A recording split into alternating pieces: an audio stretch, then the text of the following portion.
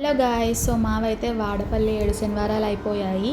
అష్టోత్తర పూజ టికెట్స్ అయితే బుక్ చేసుకున్నాము. సో 20th ఆగస్ట్ 20th అయితే మేము అష్టోత్తర పూజ చేయించుకున్నాము. సో అష్టోత్తర పూజ టికెట్స్ ఆన్లైన్లో ఎలా బుక్ చేసుకోవాలో తెలియదు అన్న వాళ్ళైతే ఆల్రెడీ ఆ వీడియో కూడా పోస్ట్ చేశాను మేము బుక్ చేసుకుంటున్నప్పుడు. ఆ వీడియో లింక్ అయితే ఈ వీడియో డిస్క్రిప్షన్లో అయితే ఇస్తాను. డెఫినెట్గా ఒకసారి అయితే చూడండి, మీకు ఒక క్లారిటీ వస్తుంది ఎలా చేసుకోవాలి ఏంటి అన్నది. అలాగే మచిలీపట్నం నుంచి వాడపల్లి వెళ్ళాలి అనుకుని ఎలా వెళ్ళాలి ఏంటి, బస్ టైమింగ్స్ ఎప్పుడు, అసలు ఎంత జర్నీ ఏంటి అని తెలియని వాళ్ళు ఎవరైనా ఇన్ఫర్మేషన్ ఉంటే డెఫినెట్గా ఒక పక్కా ఇన్ఫర్మేషన్తో, క్లారిటీ ఇన్ఫర్మేషన్తో ఒక వీడియో అయితే పోస్ట్ చేశాను నేను. సో ఆ వీడియో లింక్ కూడా అయితే ఈ వీడియో కింద ఇచ్చాను. డెఫినెట్గా ఒకసారి అయితే విజిట్ చేయండి, మీకు తెలుస్తుంది. డెఫినెట్గా ఫుల్ ఇన్ఫర్మేషన్ అయితే ఉంటుంది ఎలా వెళ్ళాలి ఏంటి అన్నది. సో ఇదైతే గోదావరి రివరు. సో ఇదైతే మనం టెంపుల్కి వెళ్ళే రూట్, అంటే వాడపల్లి రోడ్లోకి ఎంట్రన్స్ అనమాట.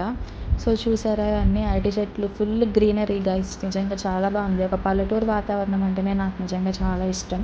స్వచ్ఛమైన గాలి భలే అనిపిస్తుంది. మొత్తం గ్రీనరీ, పచ్చ పచ్చ చెట్లు, ఎక్కడ చూసినా పచ్చని పొలాలు, భలే ఉంటుంది. మేమైతే 8 నుంచి 9కి అయితే ఆ స్లాట్లో చేసుకున్నాం అష్టోత్తర పూజకి. సో ఎర్లీ మార్నింగ్ 4 అలా స్టార్ట్ అయ్యాము. మనకి 4 అవర్స్ జర్నీ కదా మచిలీపట్నం టు వాడపల్లి. అంటే బస్సెస్లో వెళ్తే ఎగ్జాక్ట్గా 4 అవర్స్ అయితే ఖచ్చితంగా పట్టిద్ది.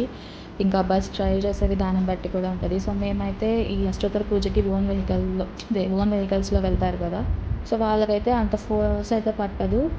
ఒక 3 అవర్స్ 15 మినిట్స్ కానీ, 3 అవర్స్ 30 మినిట్స్ కానీ అలా పడుతుంది. అటు ఇటుగా ఒక అరగంట కానీ, ముప్పావు గంట కానీ మనం సేవ్ చేసుకున్నట్టే. సో ఆల్మోస్ట్ గుడి దగ్గరికి వచ్చేసాం. సో గుడి లోపలికి వచ్చేసాము. ఇక్కడైతే ఫుల్, అంటే గుడి చుట్టూరా వీడియో అయితే తీసాము. ఒకసారి చూసేసేయండి, చాలా బాగుంటుంది. వ్యూ అన్నది నిజంగా చాలా బాగుంది. చూడండి ఒకసారి ఇక్కడ నుంచి.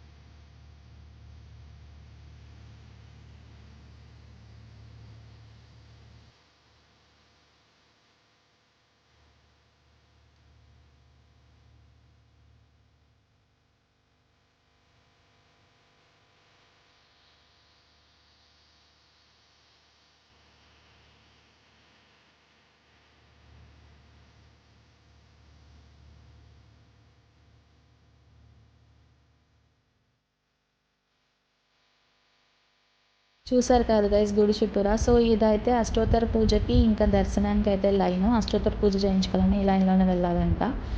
సో, ఇక్కడి నుంచయితే వెళ్తున్నారు అందరూ. సో, ఇదైతే ఇక్కడ తులాభారం మొక్కులు కూడా ఉంటాయని చెప్పాను కదా! సో, అందుకని చెప్పేసి అలా దేవుడి విగ్రహాలు చూసారా తులాభారం వేసినట్టు పెట్టారు. భలే ఉంది కదా చూడ్డానికి. గుడి చుట్టూరా చూపిస్తున్నప్పుడు మీరు అబ్జర్వ్ చేశారో లేదో దశావతారాలైతే కనిపించాయి కదా! సో, అవి మళ్ళీ ఒక పిక్స్ అయితే పెట్టాను నేను మీకు క్లియర్‌గా చూడడానికి. మత్స్య, కూర్మ అవతారం, వరాహ అవతారం భలే ఉన్నాయి కదా! ఒకదాని తర్వాత ఒకటి భలే పెట్టారు. ఇదైతే వరాహ అవతారం తెలిసిందే కదా మనకి. సో, నెక్స్ట్ అయితే నరసింహ అవతారం, వామన అవతారం, పరశురాముని అవతారం, రాముడి అవతారం, బలరాముడి అవతారం, కృష్ణుడి అవతారం, ఇంకా లాస్ట్‌గా కల్కి అవతారం. సో, అంటే మీరక్కడ మిస్ అయిపోయారేమో అని చెప్పేసి నేను మళ్ళీ పిక్స్ తీసైతే పెట్టాను క్లియర్‌గా చూస్తారు అని. అష్టోత్తర పూజకి అయితే ఒక ఎంత సమయం పట్టిందంటే ఎగ్జాక్ట్‌గా 30-40 నిమిషాలైతే పడతది మనకి. 40 నిమిషాలు వేసుకుంది. 40 నిమిషాలైతే ఖచ్చితంగా పడతది. సో, అక్కడైతే అసలు ఫోన్స్ ఎలో లేదు గైస్. మామూలుగా అయితే నేను పూజ అసలు ఎట్లా జరుగుద్ది ఏంటి అన్నది చూపిద్దామని అనుకున్నాను. బట్ అక్కడ ఫోన్స్ అయితే ఎలో లేవు. ఈ ఫోటోలో కనిపిస్తుంది కదా! సో, లైన్‌గా అందరూ ఇలా కూర్చోవడమే. మన నేమ్స్ అవి చదివి పూజ అయితే చేపిస్తారు అంతే. అష్టోత్తర పూజ అంటే. సో, నెక్స్ట్ అయితే ఇక్కడ గుడి చరిత్ర అయితే ఉంది. ఎవరికన్నా కావాలి అంటే ఒకసారి అయితే ఇక్కడ వీడియో ఆఫ్ చేసుకొని అయితే చదవండి. సో, నెక్స్ట్ ఇదైతే గుడి బయట షాప్స్ అయితే ఏమీ లేవు ఇవాళ చూస్తున్నారు కదా! అవన్నీ యాక్చువల్‌గా అయితే షాప్స్ ఓపెన్ చేయాలి. ఓన్లీ సాటర్‌డేస్ మాత్రమే ఓపెన్ చేసి ఉంటాయంట. సో, మేమైతే ట్యూస్‌డే వెళ్ళాం కదా! ఎక్కడ ఏమీ ఓపెన్ చేసి లేవు. అప్పుడైతే బాగా అంటే జనాలతో బాగా రష్‌గా ఉండి అట్లా ఉంటది. ఇవైతే పూల మొక్కలు. అన్ని టైప్స్ ఆఫ్ ఫ్లవర్ ప్లాంట్స్ అయితే ఉన్నట్టున్నాయి ఇక్కడ. అలాగే కూరగాయలు, ఇంకా ఆత్రేయపురం పూతరేకులు ఇవన్నీ కూడా దొరుకుతాయంట సాటర్‌డే టైమ్స్‌లో. సో, మేమొచ్చినప్పుడు మాత్రం ఈ పూల మొక్కలు ఇంకా ఏదో 1, 2 చోట్ల కొబ్బరికాయలు ఉన్న కొట్లు అవి మాత్రమే తీశారు. నార్మల్‌గా అయితే సాటర్‌డే మనకి అన్ని బొమ్మలు అవన్నీ షాప్స్ ఉంటాయంట. ఈ వీడియో మీకు నచ్చితే డెఫినెట్‌గా లైక్ చేయండి, షేర్ చేయండి, సబ్స్క్రైబ్ చేసేయండి.